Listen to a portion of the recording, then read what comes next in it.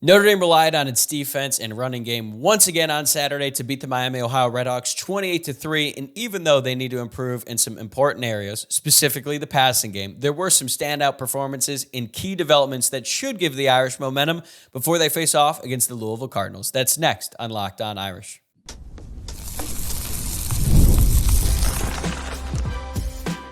You are Locked On Irish, your daily podcast on the Notre Dame Fighting Irish.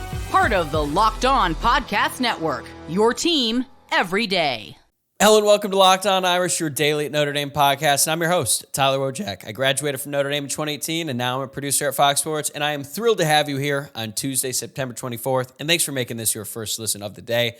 As always, you can watch a full episode on YouTube, or you can listen wherever you get your podcast. Please like and subscribe if you are watching along on YouTube, or rate the show 5 stars, leave a review, and subscribe to the podcast if that is how you're joining us today.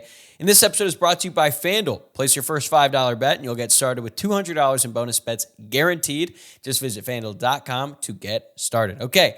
We got Luke Smith on the show today, as we do every Tuesday during the regular season, to provide our final thoughts on Notre Dame's win over Miami, Ohio. Before looking ahead to Louisville, there was a lot to like from Notre Dame's win over the Redhawks and plenty that we didn't like as well. So we cover it all, plus our early impressions of the matchup against the Cardinals. And here's a quick tease. We both feel pretty good about the Irish in this one. Check it out. All right, our resident boots on the ground reporter, Luke Smith, is officially back. After having to miss the last 2 games because of weddings, Luke braved the heat and was in attendance for Notre Dame's win over Miami on Saturday. Give us the full report from the scene. It was hot. You hit it on the head there. It was one of the warmer home games I can remember in recent memory. And I guess that's been a theme so far this year between Texas A&M and this one, two really hot games. But I thought that the tailgating scene was a lot of fun. A decent Miami contingency as well, not as much red as past Ohio schools have shown up with in the last 3 to 4 years, thank God. But I thought the tailgating was a lot of fun, and then you got into the stadium and the vibe just kind of shifted because everybody was on edge waiting to watch the Notre Dame offense do what they do. And we'll get into that more, but let's put it this way. It was not the most enjoyable game to watch inside Notre Dame Stadium. Yeah, and we're going to talk about the fan sentiment, the anxiety, the tension that is surrounding this team and this program right now. Could you feel that in the tailgate, or was it not until you actually got in the stadium that became palpable? It's not until I got into my seats, honestly. Like, I think everybody was in pretty good spirits out in the lots. Like, I definitely was in a way better mood too. And then when you walk in there, it's kind of just like you tighten up for whatever reason, and nobody stands up on 3rd downs and 4th downs on defense. Like, the fans do themselves no favors. They're just kind of there to complain. So we can get into that more, but another poor showing from the Notre Dame fan base.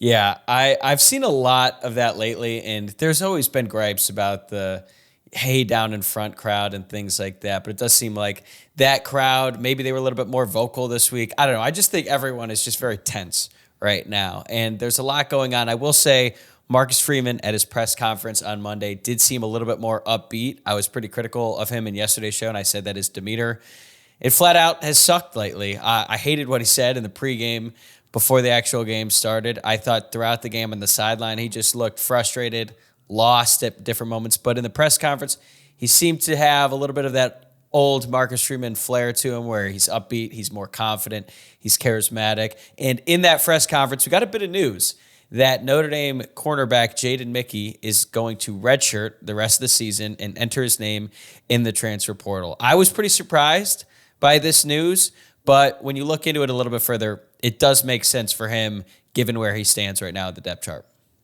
It definitely does, because when we've seen him out there this year, let's be honest, he hasn't been very good. He's regressed, I would say, from last season.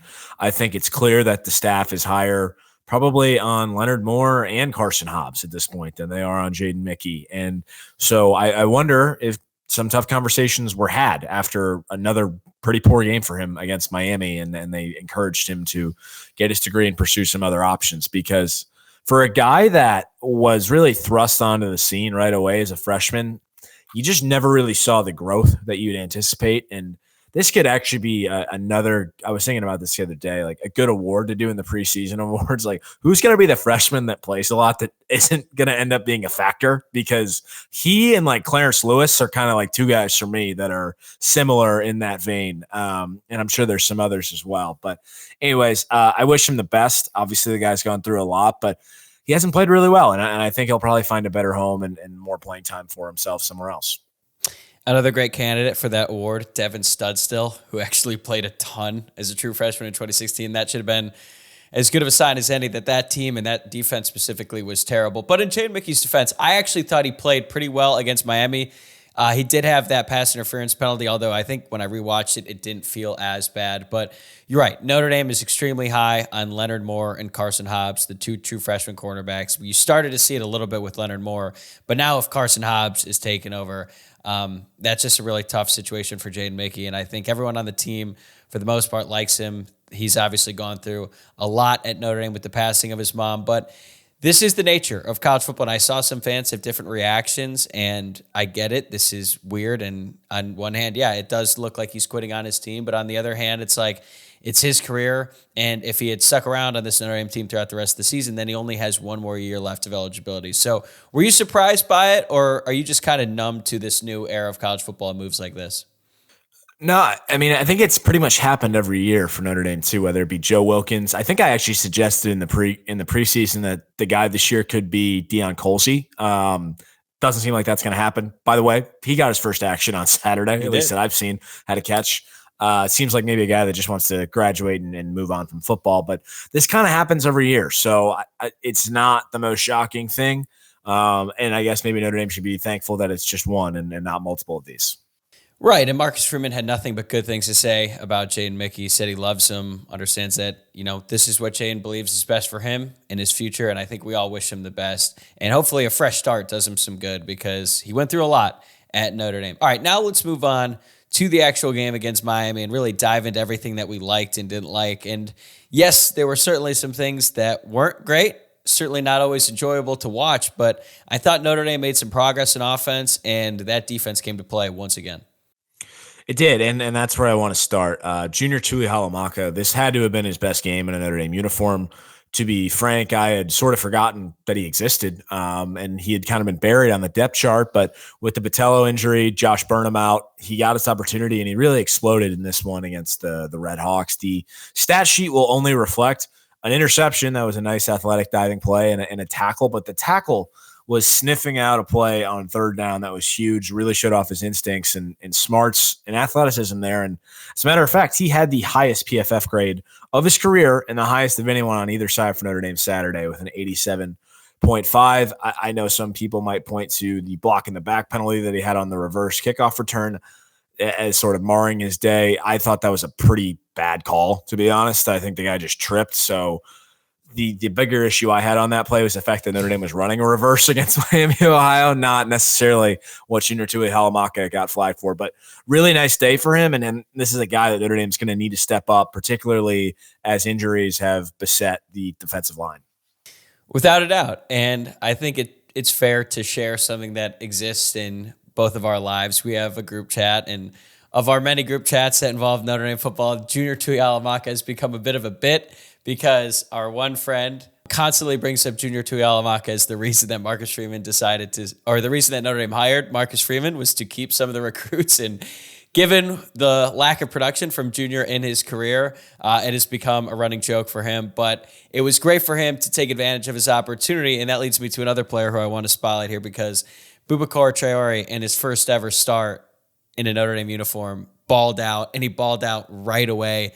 Tied for the team lead in tackles with 5, had 4 solo tackles, 2 sacks. I believe he had a forced fumble as well. And he just looks different. And I'm prepared to say that I think he has the potential to be the best Notre Dame defensive end since Stephon Tuitt.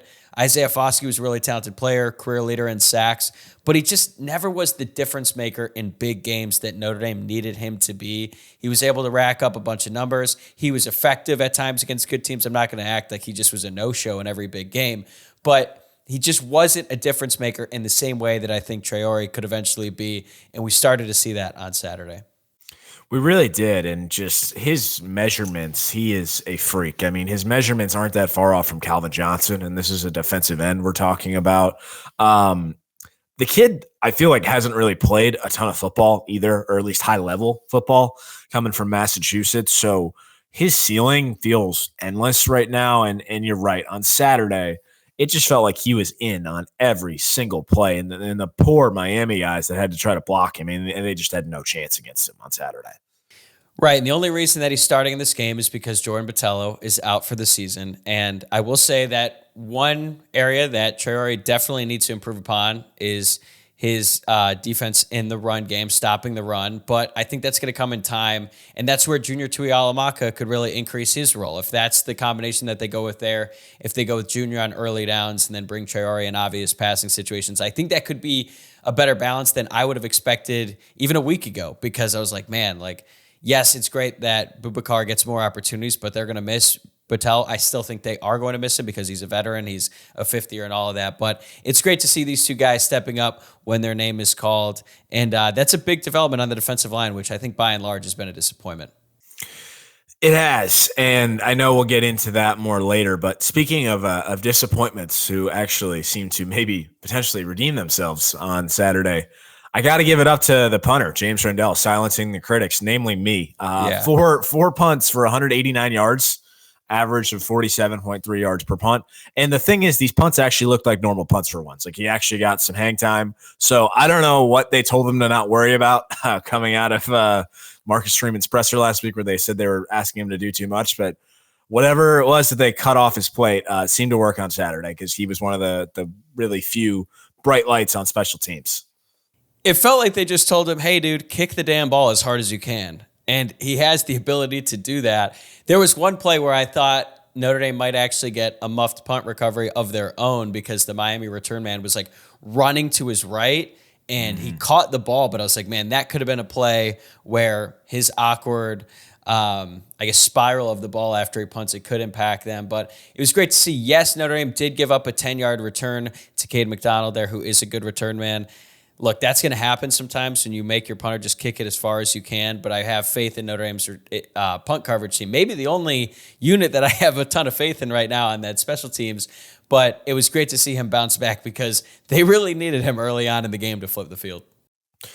They did, because as good as Riley Leonard was in the second half, he was terrible in the first half. So James Rendell played a big role in maintaining field position in the first half. Were you getting shades of Drew Pine versus Cal and on those first three series? Because that's what I was thinking about.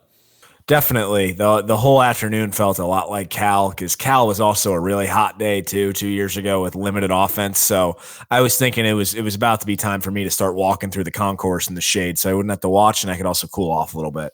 Fortunately, Notre Dame was able to figure it out, and a big reason why is the running game. And look, we all know the passing game is not where it needs to be.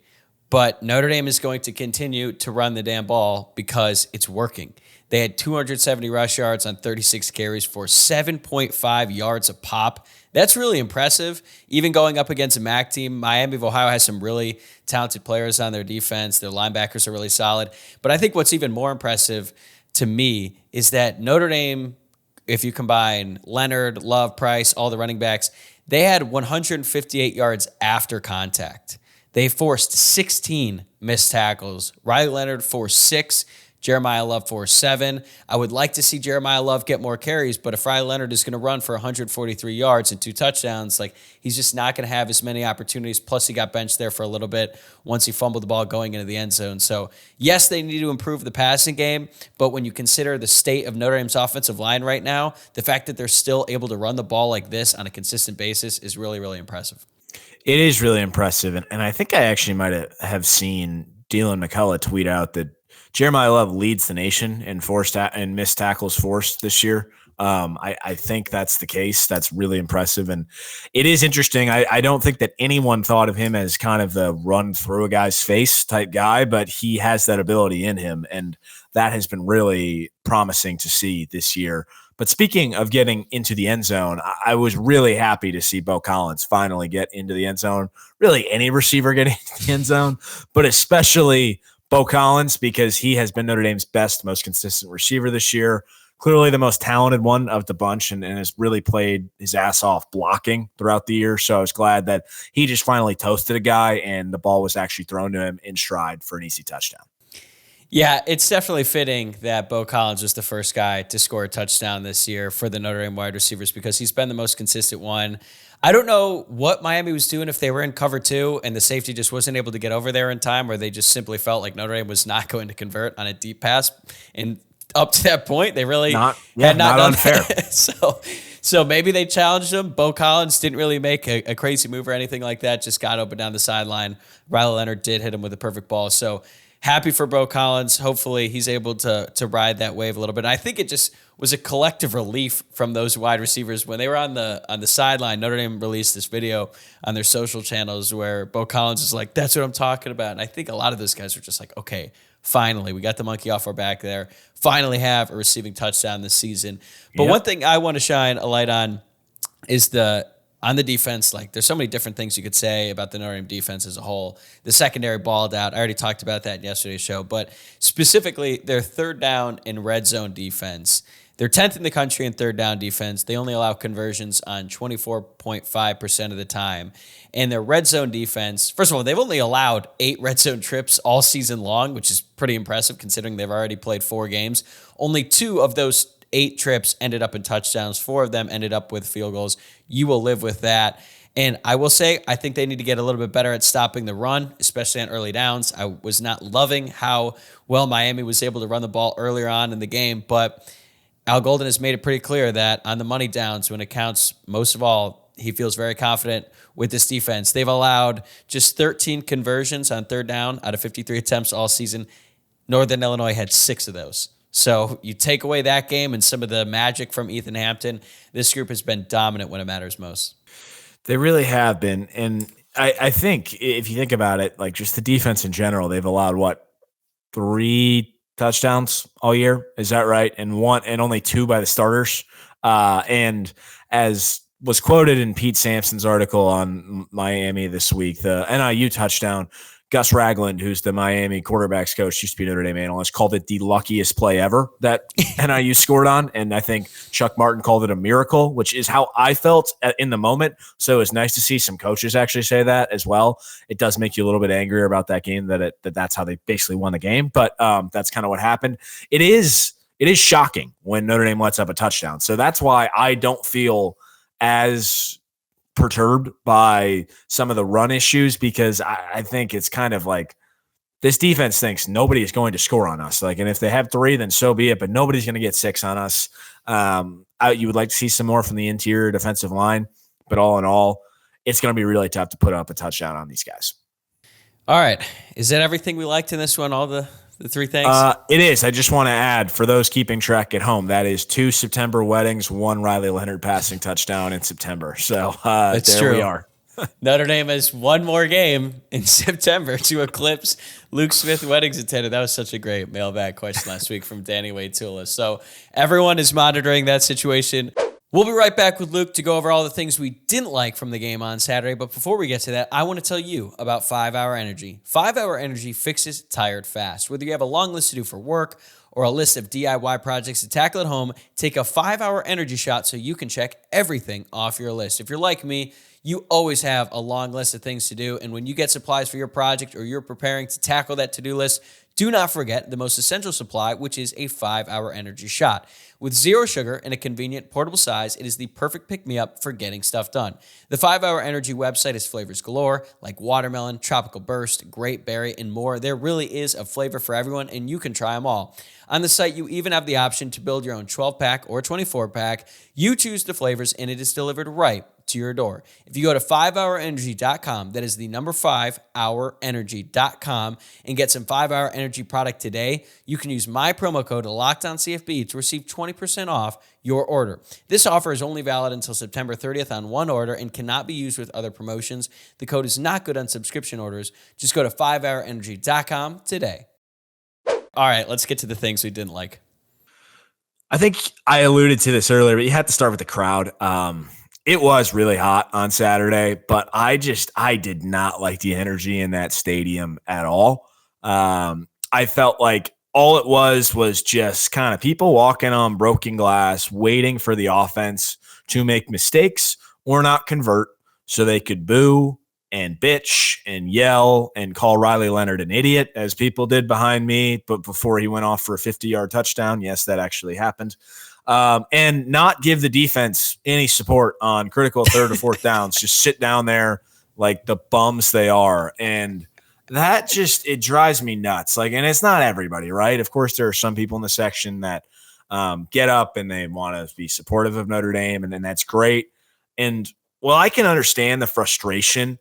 Just there's something really that rubs me the wrong way about booing like Notre Dame players. Like, even if it's the coach, I can kind of get it, but something does rub me the wrong way about booing players. And I know people will say, well, they're paid like pros so they can get treated like pros. It's not the same thing. And I think some of it, just like we talked about last week, feels weirdly personal towards Riley Leonard. And I don't get it.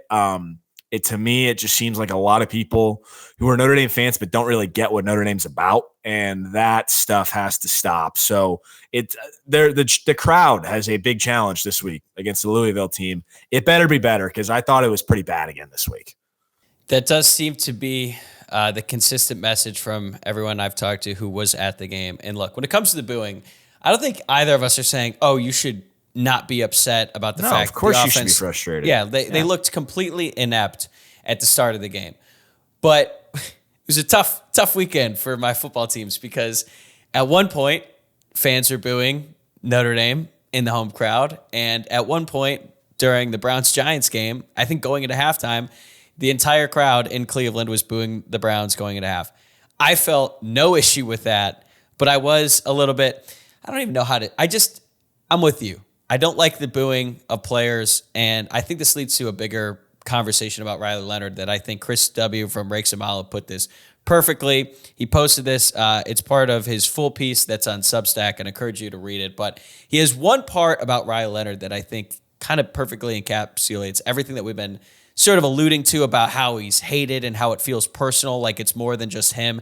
This is what Chris had to say. Quote, "One final Leonard note, I think, is unfortunately serving as a quasi-sin eater upon which people are projecting a variety of issues. Are you mad the transfer portal exists generally, or that Sam Hartman didn't quite live up to the hype specifically? That Notre Dame has gone too long without an elite passing attack? How about the fact that NIL is a thing? What a boon to have the opportunity to add, he's getting paid 7 figures anytime there's a complaint about a bad throw. All of that is being put on Leonard, and that seems unfair, even if he has been far from perfect as a passer," end quote. You and I have alluded to this multiple times, and we've become the Riley Leonard defenders, although we are both very open about the fact that he has struggled mightily. He needs to improve, but the angst and the anger that is directed at him specifically, more so than anyone else, is a bit extreme. It is. And there was a point in Saturday's game where I thought Notre Dame was going to have to go to Steve Angeli, because what Riley Leonard was doing in the first couple drives was not cutting it. But you can separate that from just displaying such vitriol towards an individual the way the stands did on Saturday. And the perfect example that I just referenced is on that 4th and 1 at midfield, basically in the fourth quarter. Notre Dame's going for it. Leonard takes a snap. He starts running, and this person behind me goes, "You idiot, what are you doing?" He's going 50 yards for a touchdown. That's what he's doing. And that was like, they were bitching the entire day. And at that point I had to turn around and say, you really need to stop, because it was driving me nuts. And I think that Chris Wilson putting it that way is perfect. He's just the whipping boy, if you will, for everything that people don't like about college football and about what's been going wrong with Notre Dame over the last 3 to 4 seasons. And this poor guy from Alabama, who I know is making a lot of money this year, but he's probably getting more hate this year than he has in his entire life. So I'm sure it has not been the most fun experience being the Notre Dame quarterback. And I think that, I don't know that this guy, it's in his nature to just shake some of that stuff off. I mean, we saw in the Here Come the Irish show, he talked about being injured in the spring and having demons or doubts in his head, like, does Notre Dame regret taking me? And when he said that, I thought, oh no, Like this is not going to be good, because if he's having those thoughts internally and he's voicing that to a documentary, then I can only imagine what he's been thinking the last 3 weeks.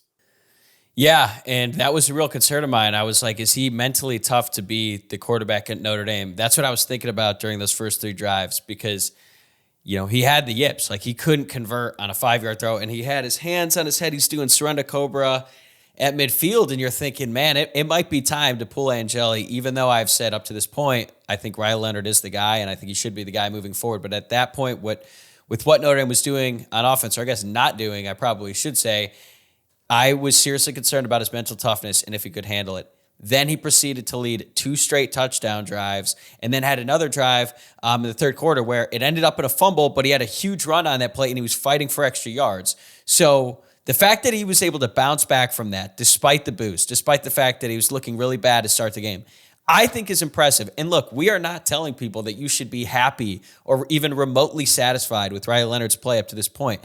But I just think that there is a line when it comes to criticizing, especially when you're at the game and you're booing a player, that probably shouldn't be crossed. Some fans crossed it. That's the reality. I'm not going to, get on my high horse here and start lecturing all the Notre Dame fans. But look, he's going to be the quarterback unless he gets hurt. And I think what he brings with his legs is going to really help this team. And if he's able to build off the progress that he made against Miami, and there was legitimate progress that he made specifically in the passing game. Like, he looked like a different player in about like the last 40 minutes of the game.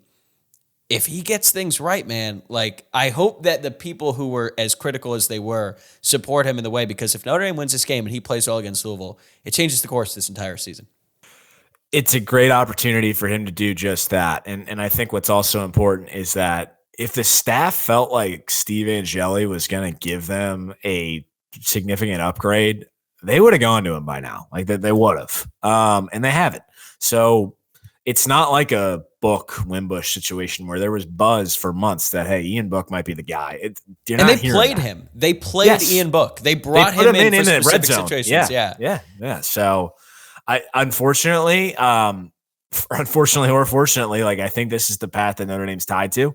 And we can only hope that he improves moving forward. And there's an observation that I had. You and I talked about this before. So if you're listening to this and you want Steve Angeli in the game, okay, I also want you to think, how did you feel about Tommy Rees when he was the offensive coordinator in his quarterback recruiting? Because I have a feeling that a lot of the people who are calling for Steve Angeli to go in and hate Riley Leonard as much as they do were also very vocal critics of Tommy Rees. It's ironic. It really doesn't mean anything, but it's just an observation that I had. And to your point about Steve Angeli and Riley Leonard, the way that people are talking about it as it is a guarantee that what Steve Angeli would bring and his improvements as a passer compared to Riley Leonard would be so extreme that it would basically make up for everything that Notre Dame would lose by taking Riley Leonard's legs away from this offense, which to this point has been maybe the most effective thing that this offense has going for it right now. To act like that's a guarantee, to me, is kind of crazy, because there has been nothing for us to see that is like, okay, that is clear. It's going to be that much of an upgrade for the offense as a whole. Yeah. Speaking of the offense, you got anything you don't like? Yeah, I know. Of course, that tangent ended up going way longer. I don't want to make this sound like a cop-out. The timing of it might make it seem like it is, but I do want to talk about the receivers because it's early on in the season. I'm not ready to write this room off completely, but they feel like they're going to end up being a disappointment yet again. These are the receivers not named Bo Collins, because I think he has been terrific, and honestly, he's been playing as good as any Notre Dame wide receiver since Kevin Austin in 2021.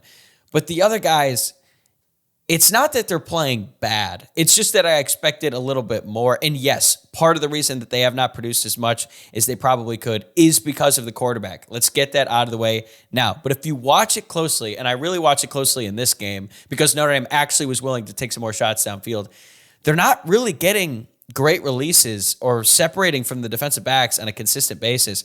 And Pete Sampson from The Athletic said that when he was with Miami's staff this past week, they said, Bo Collins is a dude. Everyone else was just fine.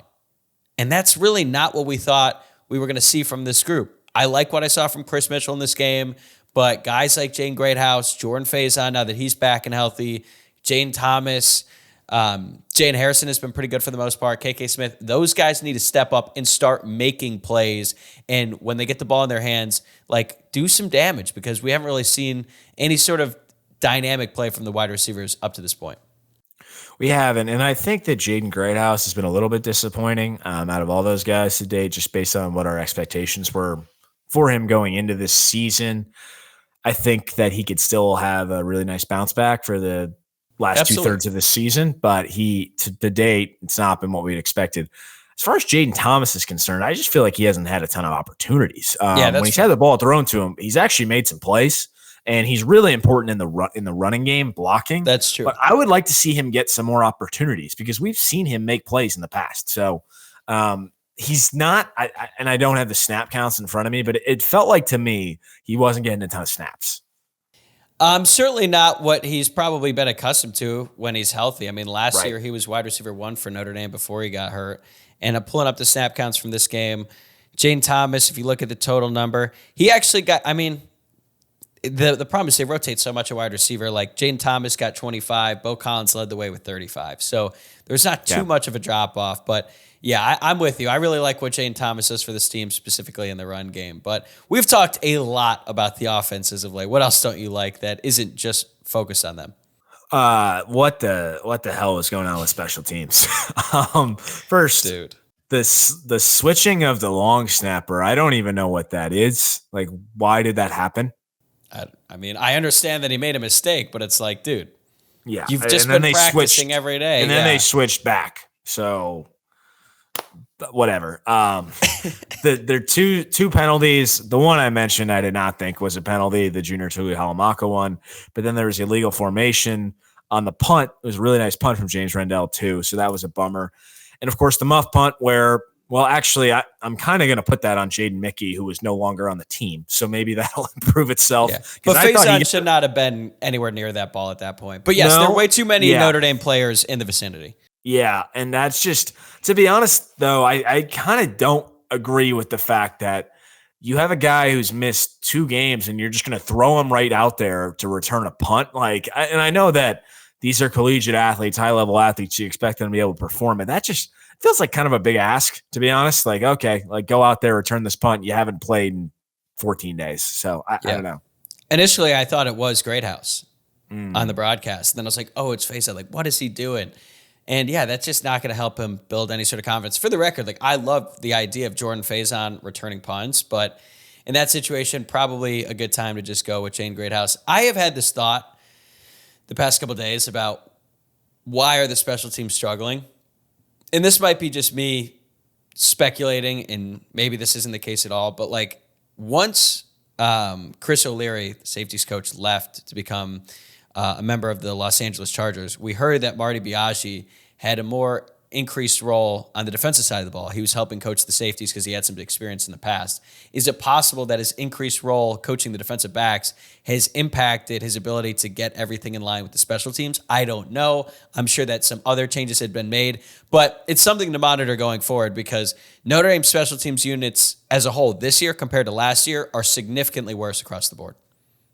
They definitely have been. And I know that it's kind of their strategy to just take transfer kickers every year. And I actually think Mitch Jeter's been pretty good. I know that he had 2 blocked against NIU. Wouldn't really put those on him. But I wonder if this is the risk you run when you're not developing anybody internally. Like you have a transfer punter, you have a transfer kicker. Like it's just, there's no guarantee. You don't know what you're working with. And Mitch Jeter is probably about as known of a quantity as you can have. But I think that there's probably some risk associated with that. Yeah, but it's not just that. It's just the undisciplined nature, like the pre-snap penalty on the punt. We're both in agreement on the block in the back. Like, it's so much more than just chemistry. It's just like, what are you doing? And I feel like that, I mean, again, the fact that Notre Dame even lined up to kick a 62-yarder, that's going to go down in history as one of the top 5 dumbest things that has ever happened on a Notre Dame football field. Don't jinx it. Don't jinx it. That's true. We got 8 more regular season games left. All right, what else you got? We got to chill out with the heat at games this season. I've been to 2 games, and they have both been in the 90s. And frankly, I felt like maybe that's why the crowd was so subdued on Saturday. I was fortunate enough to be in the shade underneath the press box, but it was scorching And that's just not what late September in South Bend should be. I think this week's going to be a little bit better, looking like 75 degrees. I'm excited for that, but I'm dying in these heat games, man. Like, I don't know if I just need to lose like 10 pounds or something, but geez, it's brutal because you're walking around and you're just dripping sweat. Yeah, right now, South Bend weather report for Saturday, cloudy with occasional showers, high of 79. If it rains, that'll cool it off a little bit. So I'm with you. We will both be at the game. More on that in a second. I want to talk about something serious right now because it has been one of the biggest disappointments of the season that I don't think is being talked about enough.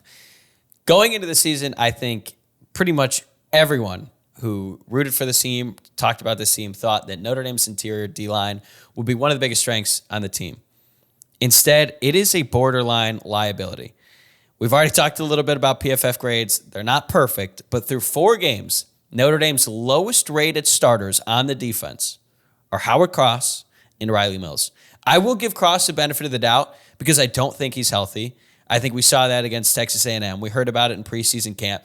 But he has to be out there because his backup, Gabriel Rubio, is injured and is likely going to be out until the Stanford game. So he kind of has to play. He has to suck it up. And we've at least seen him be dominant before.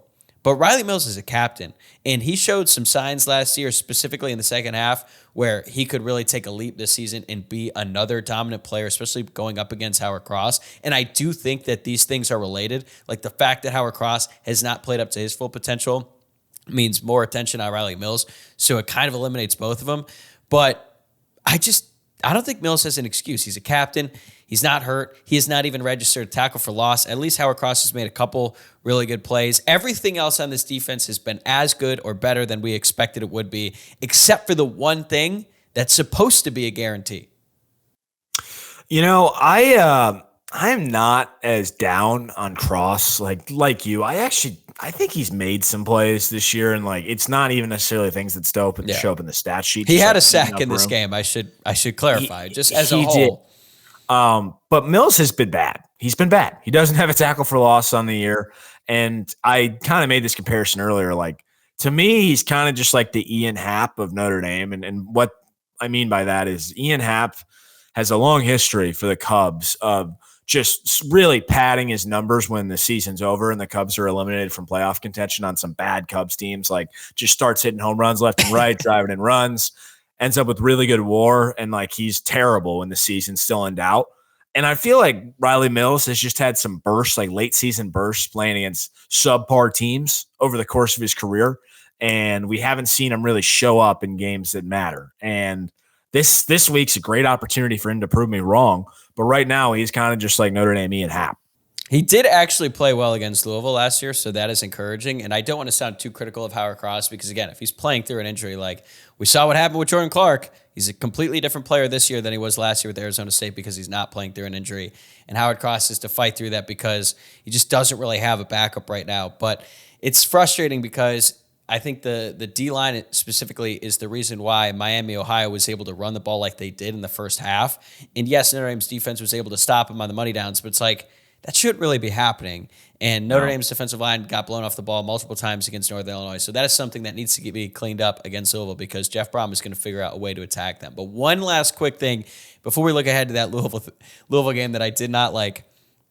I am going to start a petition to ban the Here Come the Irish Peacock commercial from ever being aired on a Notre Dame broadcast unless they are up by 2 scores.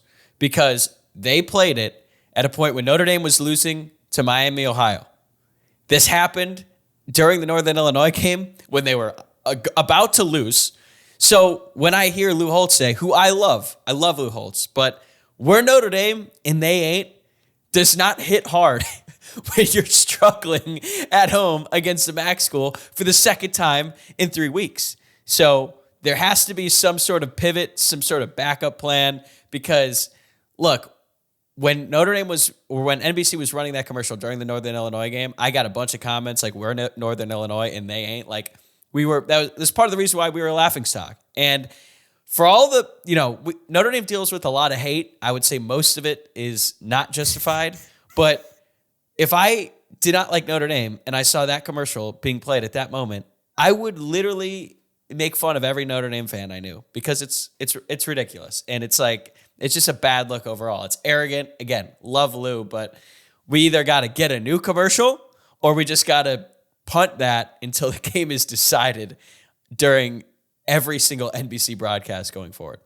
Man, I can't wait to see the episode of the show where they cover the NIU loss. That's going to be so good. I just can't imagine. Yeah, related. They also, towards the end of the game, as the loser fans in the stadium were doing the wave, which is just, what are we doing?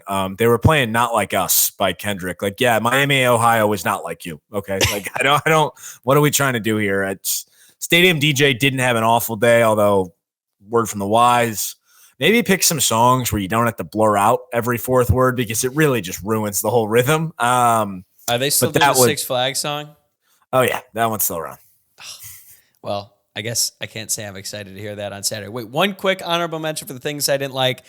Notre Dame did not kick a field goal at the end, but if they had, the final score had been 31-3, which is exactly what I predicted. So I was definitely rooting for that. Understand why they did not. So that was unfortunate. I've only predicted the exact score correctly one time. I've been very close, including a couple times this year, but really thought I was going to get it. Instead, we will have to take 28-3 in a Miami, Ohio cover. All right, Louisville this weekend. You and I will both be there. What are your early impressions of this game as we sit here early on in the week?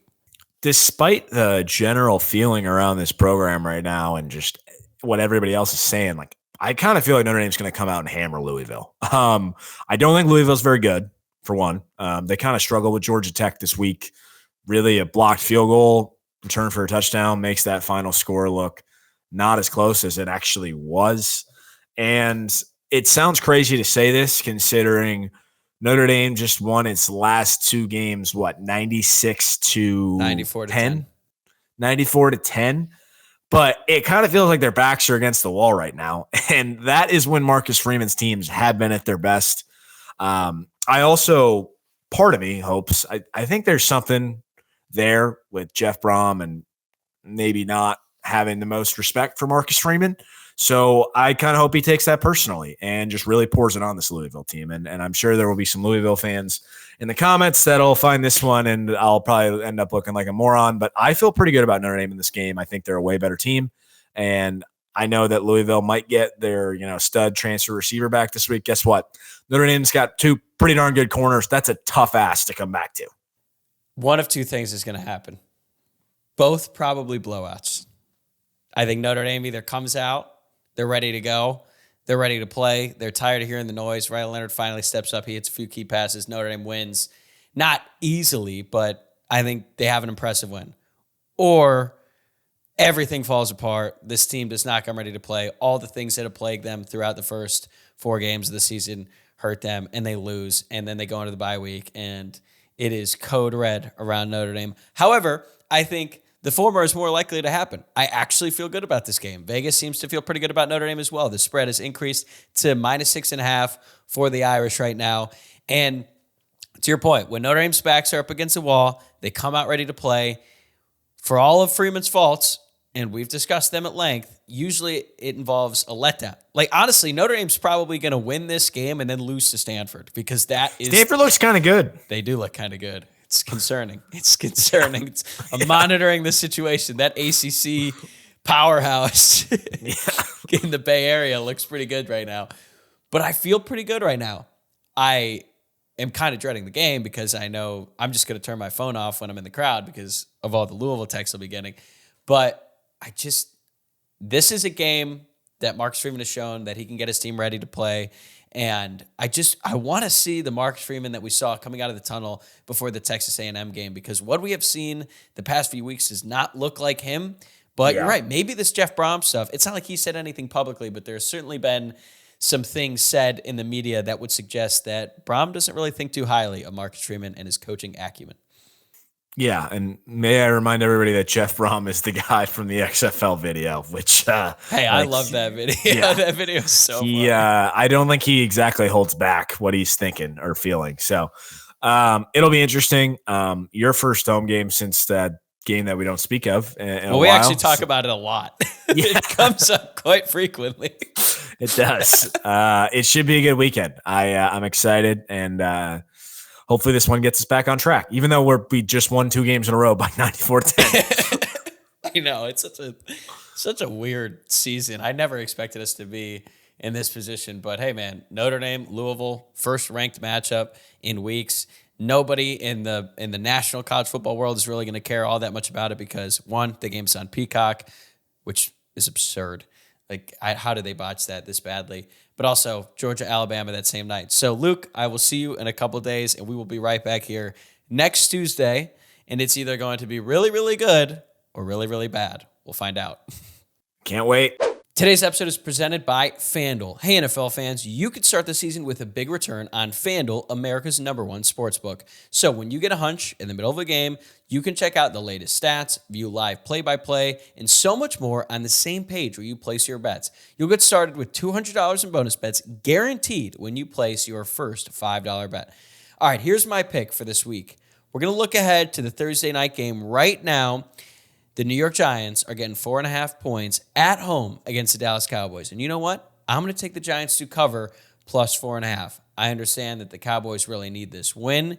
They just had a tough loss to the Ravens. They had this great comeback that fell short. They really need a win. But look, the Giants are getting points at home, and I watched that whole Giants-Browns game on Sunday, and the Giants torched my Cleveland Browns, which might be a low bar to clear, but Danny Dimes looked back. Malik Neighbors looks like he's going to be a star in the NFL. I'm not saying the Giants are going to win this one, but I think they cover 4.5 at home. So if you want to bet more, just visit FanDuel.com today. All right, that's a wrap for this episode. Thanks again for making Locked On Irish your first listen of the day. I'm going to be right back here tomorrow morning with my full preview of the Louisville game. Then on Thursday, I'm going to have Louisville insider Mike Rutherford of Card Chronicle. He's going to be on the show to get us even more ready for the matchup. He's great. We're going to learn a lot and have some fun with Mike. Then on Friday, the mailbag is back. I know a lot of fans got questions right now. They're all feeling some type of way. Let me hear it. Submit your questions in the YouTube comments or send them in on social media on X at Locked On Irish, or you can send them in the Instagram DMs at Locked On Irish Pod. If you're a second listen, check out the Locked On College Football Podcast, and I'll see you guys tomorrow, same time, same place.